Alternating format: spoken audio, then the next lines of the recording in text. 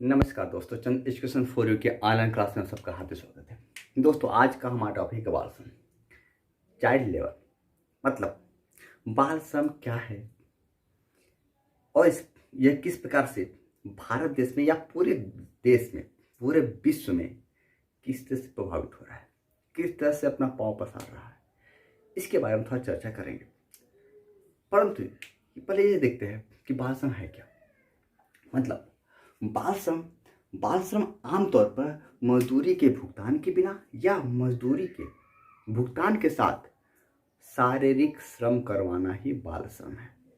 छोटे बच्चों से मतलब 14 साल से के नीचे के बच्चों को के साथ शारीरिक श्रम करवाना बाल श्रम है।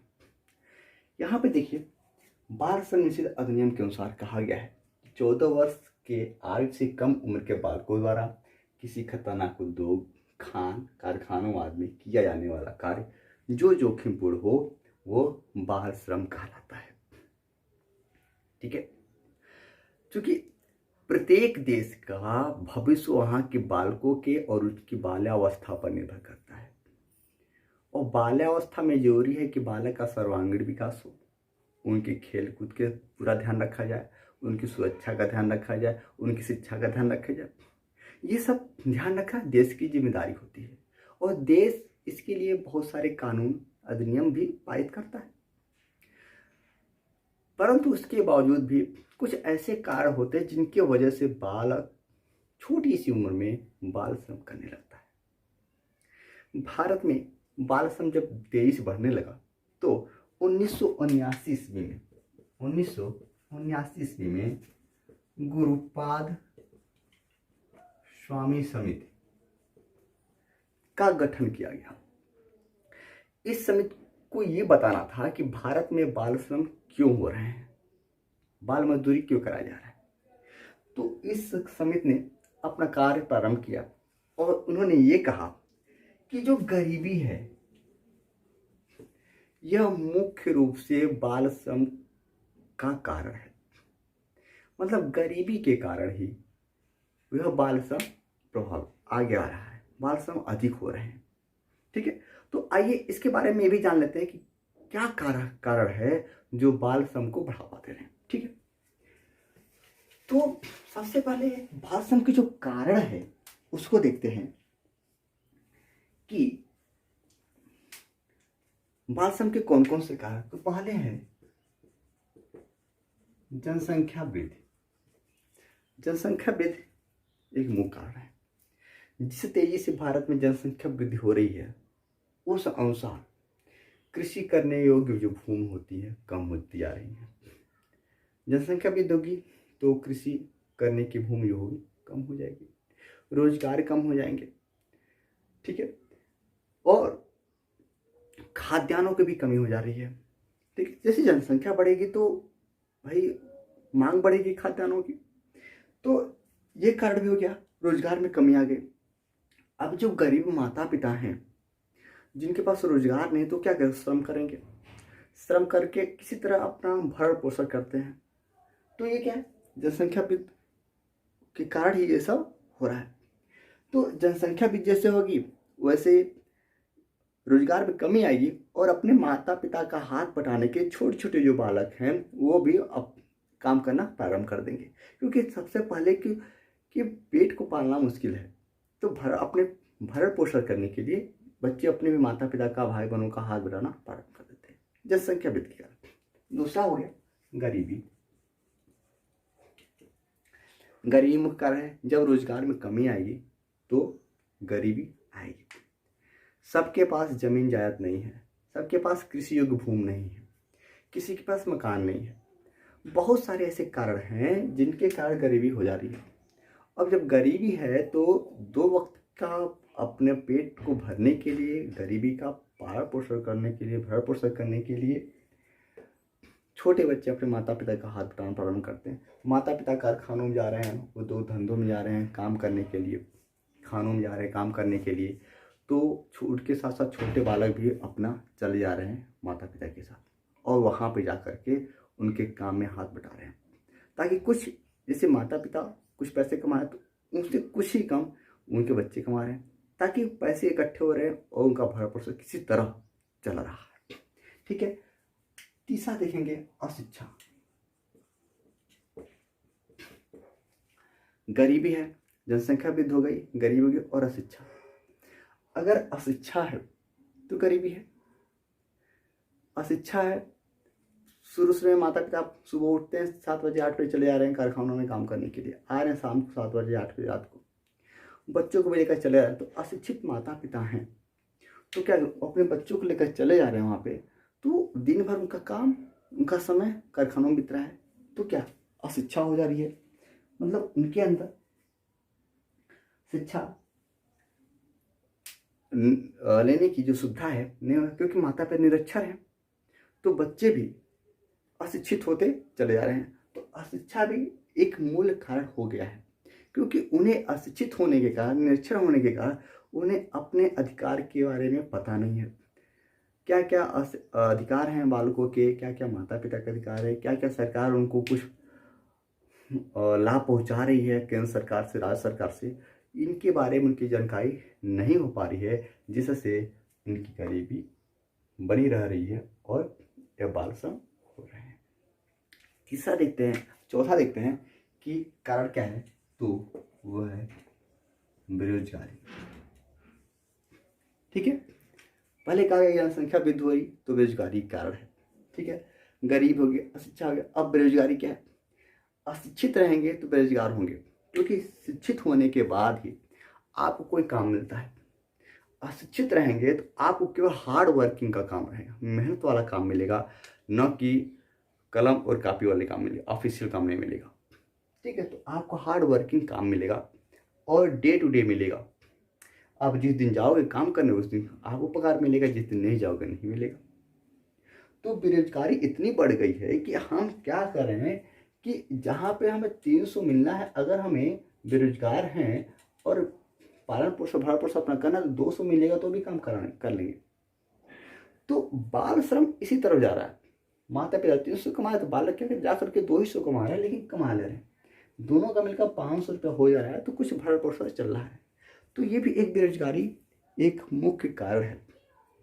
ठीक है, क्योंकि अशिक्षित माता पिता हैं तो अगर उनके 2 3 4 बच्चे हैं तो भरण पोषण सही तरीके से कर नहीं पा रहे हैं, तो उनका बच्चा, छोटा बच्चा अपने माता पिता का हाथ बटा रहा है काम करने। ठीक है, तो एक बेरोजगारी हो गया। अगला देखते हैं क्या है, तो सस्ता श्रम। अभी आपको बताया गया कि बेरोजगारी है तो सस्ता श्रम भी होगा। मतलब बेरोजगारी है तो हम कहेंगे नहीं हमको 300 नहीं देंगे 200 देंगे, आपको करना करो। तो बालक क्या करेगा, या जो भी बेरोजगार बैठा वो कहे चलो हम आज 200 मिलेगा, कुछ तो मिलेंगे, मतलब नहीं कुछ तो कुछ मिलना बेटर है।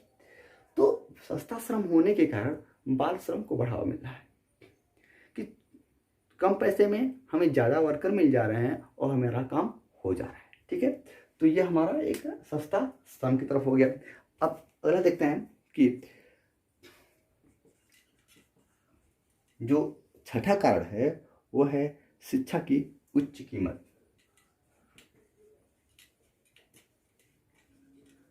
देखिए, शिक्षा की उच्च कीमत मतलब गरीब माता पिता, अशिक्षित माता पिता, ठीक है, बेरोजगार माता पिता अपने बच्चों को अच्छे स्कूल में नहीं पढ़ा सकते, क्योंकि शिक्षा की उच्च कीमत, मतलब कहीं भी जा रहे हैं तो क्या शिक्षा ज़्यादा, फीस ज़्यादा लग रही है स्कूलों में, और फीस ज़्यादा लग रही है तो उनकी जब महीने की कमाई उतनी नहीं हो पा रही है, भरण पोषण उनका सही तरीके से हो नहीं पा रहा है, तो हम बच्चों को शिक्षा कैसे देंगे जो उच्च कीमत। केंद्र सरकार चाहे राज्य सरकार भले बहुत सारे दावे करते हो कि हमने ये किया हमने वो किया, लेकिन सच्चाई तो ये है कि अभी आप प्राथमिक विद्यालयों में चले जाओ और देखो वहाँ की स्थिति क्या है। हम सभी प्राथमिक विद्यालय की बात नहीं करें, 2-4 प्राथमिक विद्यालय अच्छे हैं, लेकिन आप चले जाओ जूनियर तक के चले जाओ, देखो वहाँ की शिक्षा गुणवत्ता क्या है। उसकी तुलना में कॉन्वेंट स्कूलों की तुलना कर लीजिए, आप देखो कॉन्वेंट स्कूल में फीस ज़्यादा है तो पढ़ाई अच्छी हो रही है कुछ, लेकिन नहीं जो सरकार की तरफ से निःशुल्क शिक्षा मिल रही है वो अशिक्षित माता पिता नहीं समझ पा रहे हैं। ठीक है, बेरोजगार हैं और उन्हें जो अगर कॉन्वेंट स्कूल में जा रहे हैं तो वहाँ पे शिक्षा महंगी है, इसलिए क्या करें अगर बच्चों को पढ़ाना कहें हम नहीं पढ़ाएं बच्चों को। ठीक है, तो ये हो गया कारण। अब देखिए अगला कारण आपका हो जाएगा जो 7वां कारण होगा, ठीक है, वो होगा अनिवार्य शिक्षा के बारे में कम जानकारी। जो अनिवार्य शिक्षा है, अनिवार्य शिक्षा के बारे में जानकारी न होना। जब अशिक्षित माता पिता होंगे जो सुबह 7 बजे 8 बजे अपने काम पर कारखानों में चले जाएंगे काम करने के लिए बच्चों को लेकर के, और रात को आएंगे, तो उन्हें क्या पता है कि सरकार ने क्या योजनाएं चलाई हैं क्या नहीं चलाई बच्चों के लिए। तो जो अनिवार्य शिक्षा के बारे में जो जानकारी है उन्हें नहीं है, और न कानून के द्वारा न सरकार के द्वारा उन्हें बताया जा रहा है कि ये है फैक्ट। तो ये सारे फैक्ट, ये सारे कारण हैं जो हमारी बाल श्रम को बढ़ावा दे रहे हैं। ठीक है, तो जनसंख्या वृद्धि, गरीबी, शिक्षा, बेरोजगारी, सस्ता श्रम, शिक्षा की उच्च कीमत और अनिवार्य शिक्षा के बारे में जानकारी न होना, ये सभी कारण हमें, और भी सारे कारण हैं। जैसे एक और है, जैसे अकुशल श्रमिकों की मांग।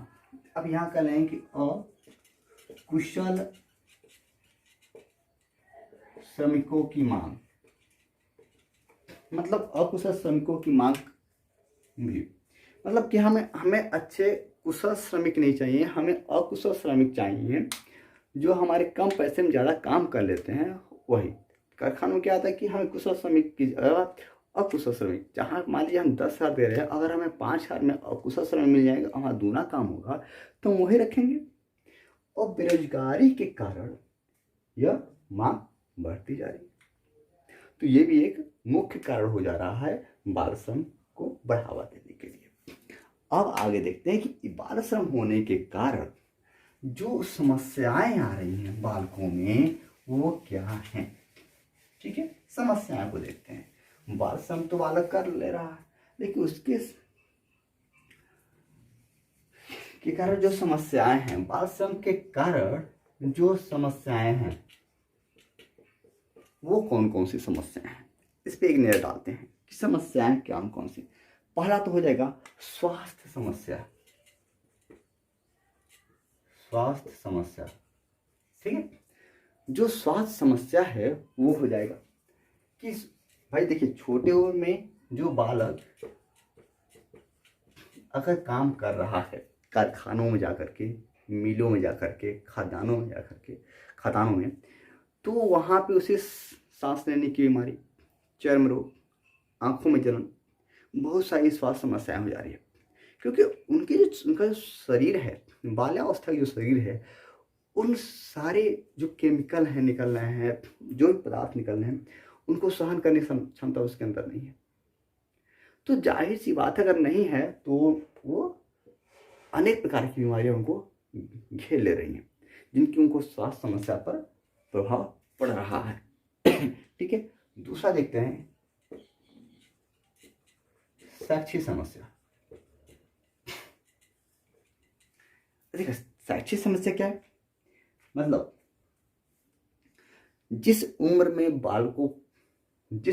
बालक को शिक्षा चाहिए, खेलकूद चाहिए, मनोरंजन चाहिए, उस उम्र में बालक जाकर के 8-8 घंटे, 12-12 घंटे, 10-10 घंटे काम कर रहा है कारखानों में जाकर के, तो वो शिक्षा से दूर होता चला जा रहा है।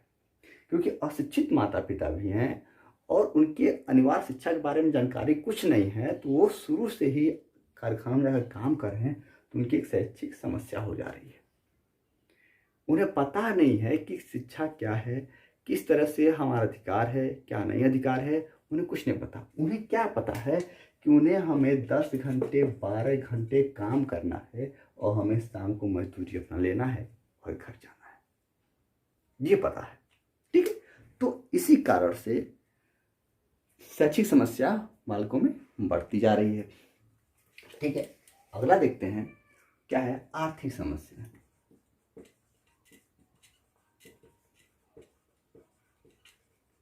आर्थिक समस्या मतलब अगर गरीब माता पिता हैं, बच्चों का भरण पोषण ठीक से कर नहीं पा रहे हैं, तभी तो छोटा बालक जा कर के अपने माता पिता का हाथ बटा रहा है या दूसरे कारखानों में काम कर रहा है। क्यों? क्योंकि उनके पास आर्थिक समस्या है, गरीबी है। अगर गरीबी नहीं होती तो कोई बालक कारखानों में न जा करके वो स्कूलों में जाता, विद्यालयों में जाता और पढ़ता। ठीक है, तो जब आर्थिक समस्या उसके पास है तभी वो जा रहा है, क्योंकि अपने माता पिता का हाथ बटाने के लिए, आर्थिक स्थिति में गरीबी से ऊपर उठने के लिए, अपने भाई बहनों का की अच्छे से परवरिश करने के लिए, चलो माता पिता के साथ कुछ हम पैसे कमाए तो मेरे भाई बहनों का अच्छे से परवरिश होगा। इन सब बातों को लेकर के भी बहुत सारी समस्याएं हो जाती हैं। तो ये आर्थिक समस्या भी एक मूल समस्या के रूप में सामने आई है। अगला देखते हैं क्या है, भावनात्मक एवं मानसिक शोषण। ठीक है, भावनात्मक एवं मानसिक शोषण। ठीक है, ये हो गया। मतलब जब शैक्षिक समस्या होगी, ठीक है, आर्थिक समस्या होगी, तो बच्चा छोटी सी उम्र में कारखानों काम करने जाएगा। अब वहाँ पे क्या होता है, उसके भावनात्मक तौर पे और उनके मानसिक तौर पे शोषण होता है। बात बात में गाली देना मालिकों के द्वारा, मारना, पीटना, अभद्र व्यवहार करना, ये सब क्या है, उनके भावनाओं के साथ खिलाता है, उनका मानसिक शोषण किया जाता है। अब बालक में सौ नाम कोई चीज़ें रह जाती है, बार बार गाली सुनना, मार खाना, पीटना, ये सब मालिकों द्वारा किया जाता है। तो वो सोचता है कि अगर हम चलो 2 गाली सह करके हम काम कर लेंगे, कम से कम हमें मजदूरी तो मिल जाएगी, हमें अपना भरण पोषण के लिए पैसे मिल जाएंगे। वो क्योंकि वो छोटी सी उम्र में अशिक्षित है, कहीं जा नहीं सकता है, तो वहाँ पे गाली सुन करके मार खा करके भी रह जाता है। तो इस तरह से उनके भावनात्मक एवं मानसिक शोषण होता रहता है, साथ ही साथ उनका शारीरिक शोषण भी होता रहता है। बाल्यावस्था के बाद जाने किशोरावस्था में बच्चों और बच्चों के साथ मानसिक भावनात्मक और शारीरिक शोषण भी होता है, क्योंकि ये बाल श्रम को बढ़ावा दिया जाता है, बाल श्रम के कारण होता है। ठीक है, अगला देखिए क्या है कि स्वाभिमान में कमी। स्वाभिमान में कमी, जब भावनात्मक एवं मानसिक शोषण होगा तो बालक के अंदर ऑटोमेटिक स्वाभिमान में कमी आ जाएगी। ठीक है, उसका कोई स्वाभिमान ही नहीं रह जाएगा, वो एकदम नीरस हो जाता है, कुछ सोचने सब सोचता है कि क्या करें क्या ना करें। हम बालक को आप 10 गाली दे दो, मालिक 10 गाली देता है, मारता है, पीटता है, तो भी वो सह करके अपने पास वहाँ पर रह जाता है। तो उनके स्वाभिमान में, बालक के स्वाभिमान में कमी आ जाती है। यही कारण है स्वाभिमान में कमी की कि बालक के अंदर एक अपराधी प्रवृत्ति जन्म ले लेता है। देखिए, जैसे भावनात्मक और मानसिक शोषण होता है, उसी तरह स्वाभिमान में कमी आती है तो बालक के अंदर अपराधी प्रवृत्ति जन्म ले लेता है। और अपराधी प्रवृत्ति होने के कारण बालक क्या करता है, चोरी करना प्रारंभ करता है, कहीं मारपीट करना प्रारंभ करता है, स्मैकिंग करना प्रारंभ कर देता है, क्योंकि उसके पास आय का कोई साधन होता नहीं है। ठीक है, क्योंकि वो आर्थिक समस्या से जूझता रहता है। तो आर्थिक समस्या जो जूझेगा तो उसके पास स्वाभिमान की, आर्थिक समस्या जुड़ेगा, स्वाभिमान में कमी आएगी और वो क्या होगा, अपराधी प्रवृत्ति का हो जाएगा। तो ये अपराधी प्रवृत्ति जन्म ले लेती है ऑटोमेटिक बालकों में। ठीक है, उसके बाद भी बात क्या होता है, वो उनका वैयक्तिक एवं सामाजिक विघटन हो जाता है। वैयक्तिक एवं सामाजिक विघटन। अब देखिए, वैयक्तिक एवं सामाजिक विघटन, जब बालक में अपराधी प्रवृत्ति हो जाती है, जब बालक क्या करता है, सुबह 6 से सुबह 7 बजे 8 बजे निकल के कारखानों में जाता है, होटलों में जाता है, ढाबों पे जाता है काम करने के लिए, और रात को 8 बजे 10 बजे आता है, तो वहाँ पर उसका व्यक्ति विघटन मतलब भावनात्मक और मानसिक शोषण, शारीरिक शोषण, मतलब व्यक्तिगत शोषण उसका होता है। तो उसके व्यक्तिगत विघटन उसका हो जाता है, अपराधी बन जाता है, स्वाभिमान में कमी आती है तो व्यक्ति विघटन उसका हो जाता है। उसके साथ साथ सामाजिक विघटन होता है, वो समाज से कट जाता है। बालक समाज से करता है। आप देखते हो होटल में कहीं जाओ, ढाबा में कहीं जाओ, छोटे छोटे बच्चे आते हैं तो क्या करते हैं, दिन ही रात वहाँ पे काम करते हैं। वो कभी समझ जाते हैं कि कहाँ क्या हो रहा है, कुछ नहीं। उनका सामाजिक स्टेटस क्या है, कुछ नहीं है। उन्हें बच जाता है इधर आओ इधर आओ। उसे ऐसे शब्दों का प्रयोग करके उसे भुलाया जाता है, तो व्यक्ति को समाज में रिटर्न होना लाजमी है। तो इस सब समस्याओं से बाल श्रमिक जूझते हैं। तो ये हो गई इनकी समस्याएं हो गई। अब देखते हैं कि समस्याएं तो हो गई, अब देखते हैं कि बाल श्रम में जो निःशुल्क अनिवार्य शिक्षा में बाधक कैसे है। जैसे बाल श्रम निःशुल्क और अनिवार्य शिक्षा में बाधक कैसे है, इस पे एक नजर डालते हैं कि कैसे बाधक है निःशुल्क एवं अनिवार्य शिक्षा में, कौन कौन उसमें बाधा, क्या उसमें बाधा उत्पन्न कर रहा है। देखिए, जो बाल श्रम क्या है, बाल श्रम निःशुल्क एवं अनिवार्य शिक्षा में बाधक।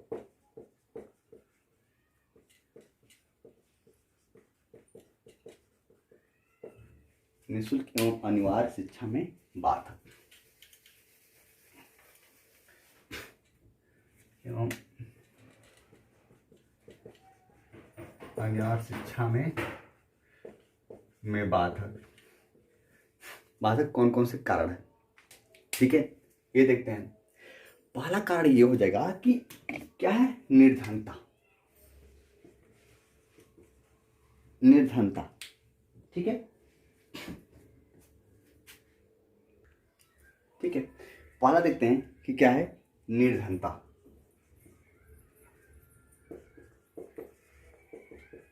निर्धनता, ठीक है, ये निर्धनता है।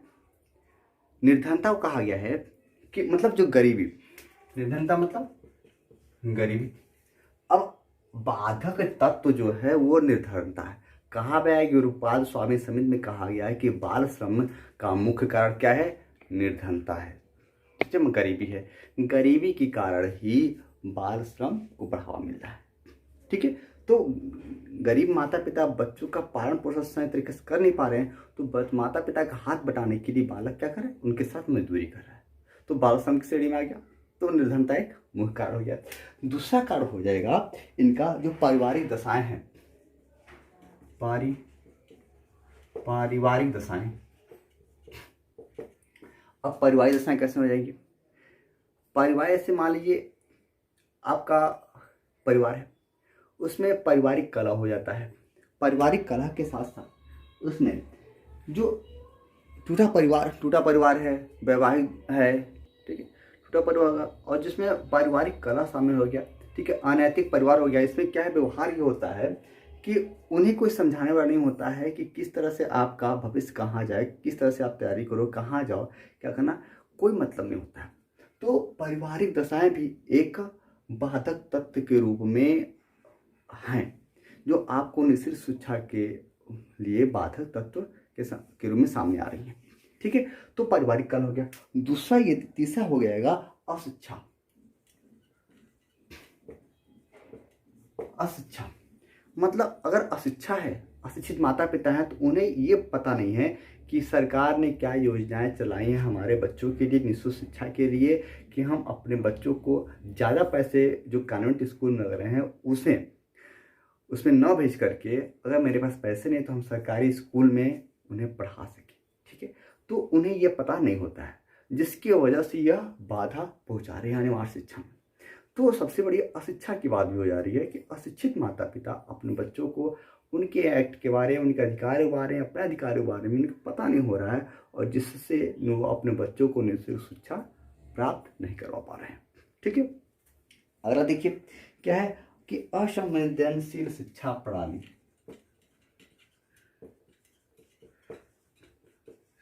शिक्षा प्रणाली, ठीक। एक तरफ तो सरकार बहुत अच्छी दावा कर रही है कि हमने प्राथमिक विद्यालय के लिए, जूनियर विद्यालय के लिए कार्य करवाए, ठीक है। दूसरी तरफ जैसे ही ऊपर से नीचे तक आ रही है ये सब शिक्षा की जो भी अनिवार्य नियम है, कानून है, वो असंवेदनशील शिक्षा प्रणाली का, कि इन्हें कोई देख रेख करने वाला, इनको ठीक तरह से लागू करने वाला जो अधिकारीगण है नहीं कर पा रहे, जिसके वजह से निःशुल्क शिक्षा हर बच्चों तक नहीं पहुंच पा रही है। वो अपने कामों के प्रति संवेदनशील नहीं है, असंवेदनशील है।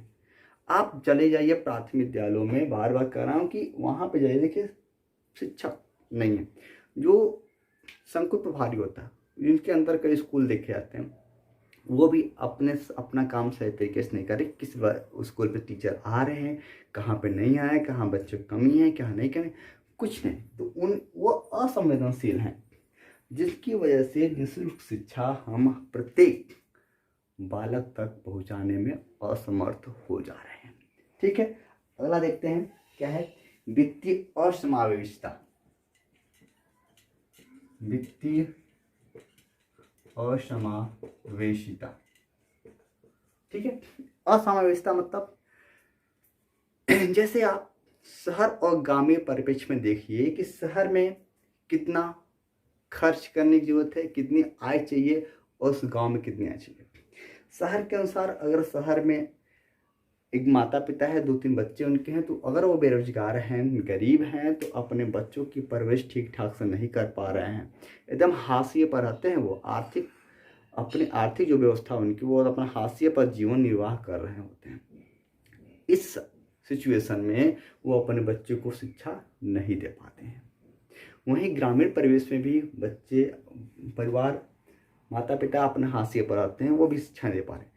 ग्रामीण परिवेश में क्या है कि चलो किसी तरह काम चले तो बच्चों प्राथमिक विद्यालय में भेज दें, लेकिन जो शहर में है, वो उनका जीवन यापन करना ही दुर्भर हो जाता है, कठिन हो जाता है। तो वो कहाँ से अपने बच्चों को शिक्षा देंगे।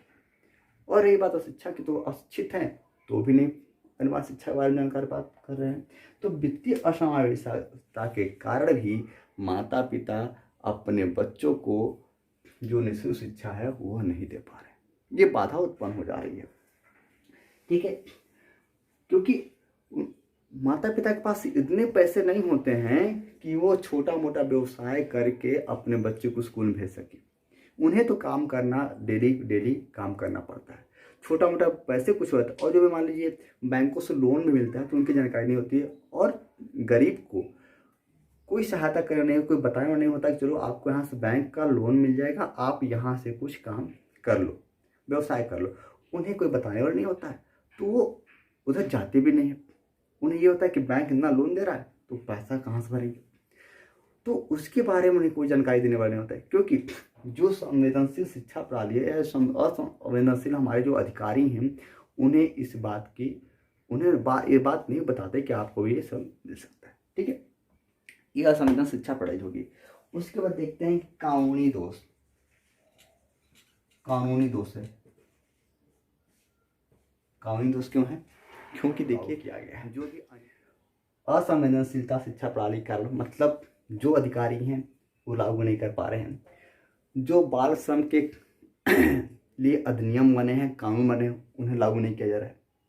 अगर सही तरीके से होटलों में चले जाइए, ढाबों में चले जाइए, कारखानों में चले, और सही तरीके से अगर कानून अपना कार्य करे तो बाल श्रम नहीं होगा। लेकिन क्या है, कानून भी अपना कार्य सही तरीके से नहीं कर रहे हैं, उसमें भी दोष है। तो जब कानूनी दोष है, कानून अपना कार्य नहीं कर रहा, लागू नहीं कर पा रहा है, तो ये कार्य ये निःशुल्क शिक्षा में बाधक होते जा रहे हैं, ठीक है। तो ये हो गया हमारा बाल श्रम को निःशुल्क और शिक्षा में जो बाधक तत्व हैं, ये सारे हो गए। अब देखते हैं कि बाल श्रम के उन्मूलन के उपाय क्या क्या हम कर सकते हैं। देखिए, बाल श्रम उन्मूलन के मतलब बाल श्रम को खत्म करने के, बाल श्रम को खत्म करने के उपाय हम क्या क्या कर सकते हैं। देखिए, उन्मूलन के लिए क्या कर सकते हैं। सबसे पहले कि वो निःशुल्क शिक्षा देंगे, निःशुल्क शिक्षा के बारे में बताएंगे, ठीक है। मतलब अगर बाल श्रम का उन्मूलन करना है हमें, तो हम सभी बाल श्रमिकों को शिक्षा के बारे में, निःशुल्क शिक्षा के बारे में बताएंगे कि आपको निःशुल्क शिक्षा दी जा रही, आप शिक्षित हो जाओ ताकि आपका भविष्य भी बन जाए। तो सबसे पहले निःशुल्क शिक्षा के बारे में बताएंगे। दूसरा, हम उनको क्या करेंगे, नैतिक प्रेरणा देंगे।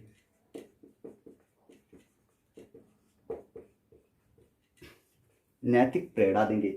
नैतिक प्रेरणा मतलब जो बच्चों के जो बच्चा मानसिक और शारीरिक शोषण उसका हो रहा है, भावनात्मक शोषण हो रहा है, वो अपराधी प्रवृत्ति का होता जा रहा है, तो हम फैक्ट्री में जाकर के फैक्ट्री मालिक जो काम कर रहे हो, बच्चों के माता पिता, उन सब लोगों को एक उनके भविष्य के बारे में उनको समझाएंगे कि आपका भविष्य, आपके बच्चों का भविष्य आपके ऊपर है। मतलब आप अगर बच्चों को समझाएंगे, बच्चों को कारखानों काम नहीं करने देंगे, बच्चों को ले करके स्कूल में फ्री वाले स्कूल में भेजेंगे, पढ़ाएंगे, वहाँ पर उनके खाने पीने की व्यवस्था की जा रही है, तो अगर हम वहाँ पे आकर के बच्चों को नैतिक प्रेरणा दी जाएगी, उनके माता पिता हो जाएगी, उनके मालिकों को दी जाएगी, तो यह एक उन्मूलन के लिए एक अच्छा प्रयास हो सकता है।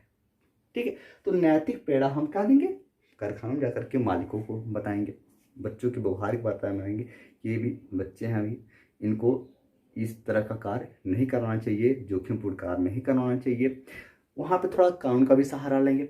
ठीक है, तो इन सब के द्वारा हम उन्मूलन उनका कर सकते हैं।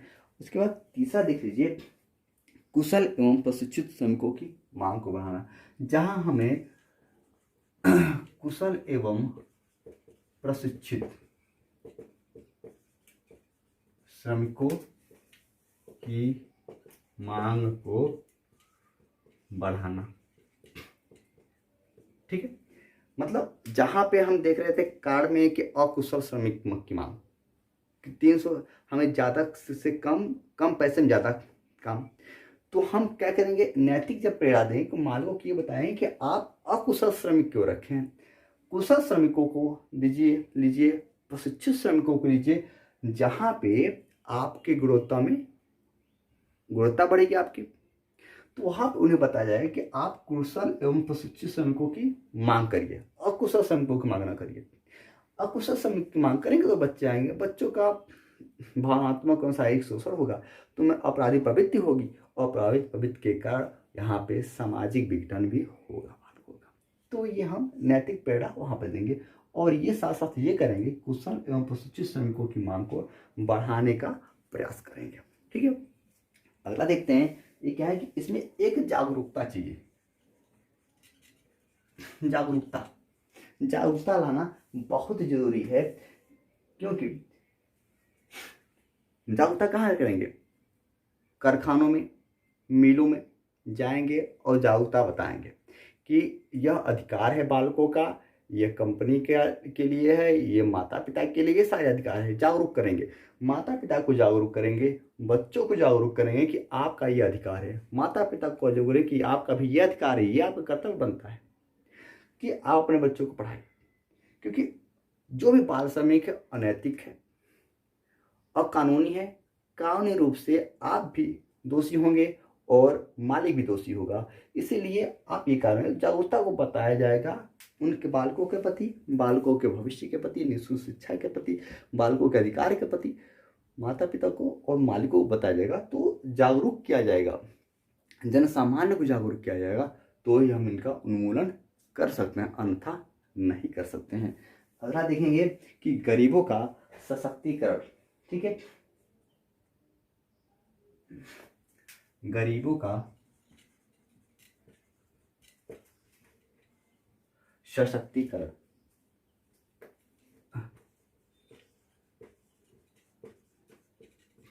गरीबों का सशक्तिकरण मतलब जो गरीब परिवार हैं, जो काम कर रहे कारखानों बच्चों के साथ, उन्हें उनके गरीबों का उन्मूलन करना है। मतलब सशक्तिकरण मतलब जो अपरिचित है, बैंक से कितने पैसे चाहिए, लोन है क्या नहीं है, क्या सरकार आपको छूट दे रही है, क्या सहायता, वित्तीय सहायता दे रही है, इनके बारे में को जागरूक करेंगे, इनको वित्तीय सहायता उपलब्ध करवाएंगे, ताकि यह छोटे मोटे अपना रोजगार खोल लें, व्यवसाय खोल लें, और अपने बच्चों का और अपने भविष्य का उज्जवल करें। ठीक है, तो ये हमारे 3-4 उपाय, हम 5 उपाय कर सकते हैं जिससे बाल श्रम का उन्मूलन हो सकता है।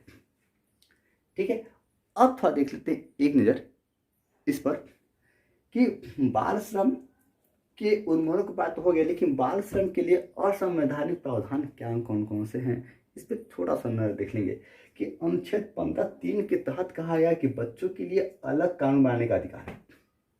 ठीक है, तो अनुच्छेद 15(3) के तहत बच्चों के लिए एक अलग कानून बनाने का अधिकार है, जिससे बालक कारखानों में कम जो भी काम कर रहेगा उससे उसे मुक्ति मिल जाएगी। ठीक है, उसके बाद कहा गया अनुच्छेद 21 क में 6 से 14 वर्ष के बच्चों के निःशुल्क व अनिवार्य शिक्षा का प्रावधान किया गया है हमारे संविधान में। वहीं पे अनुच्छेद 23 में कहा गया है कि बच्चों के खरीद और बिक्री पर रोक लगाई गई है, कि हम किसी बच्चे की न खरीद कर सकते हैं बच्चों की, और न उसे बिक्री कर सकते हैं। भाई वो मानव है तो वस्तुओं का खरीद और फरोख्त होता है, खरीद और बिक्री होती है, मनुष्यों का नहीं होता है। ठीक है, मानव का नहीं होता है। तो ये अनुच्छेद में यह हमारा कानून है।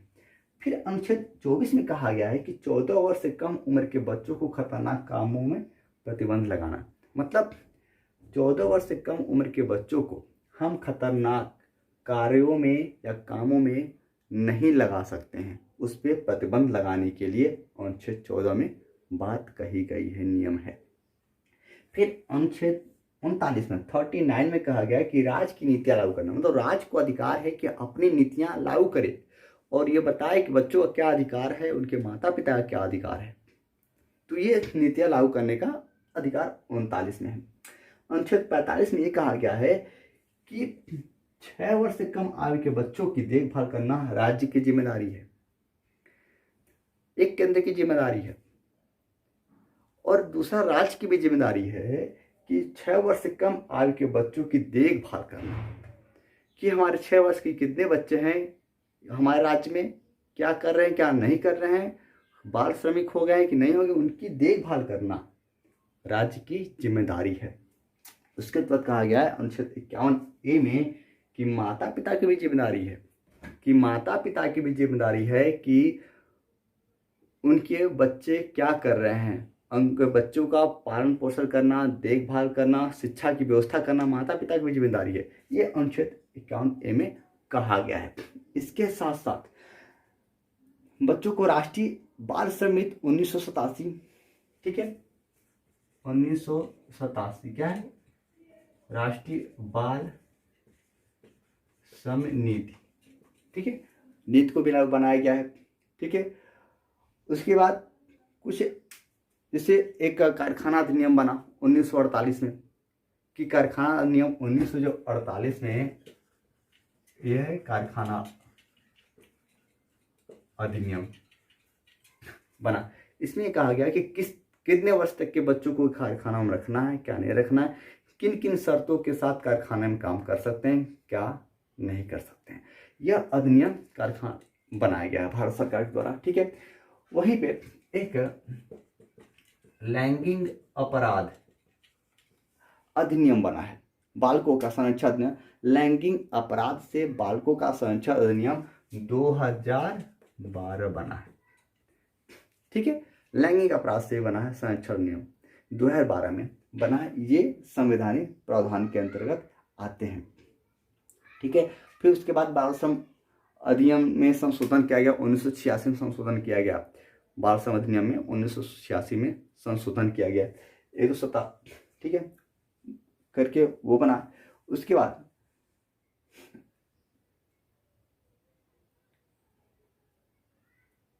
एक कानून बना था 1956 में, तस्करी, अवैध तस्करी अधिनियम, जो बच्चों की खरीद फरोख्त से था कि खरीद फरोख्त नहीं कर सकते, अनुच्छेद 23 में उसके लिए बनाया गया था कि अनैतिक तस्करी बचाओ अधिनियम 1956। ठीक, तो ये सारे संविधान में प्रावधान है बच्चों के लिए और बाल श्रम से संबंधित ये सारे प्रावधान हैं।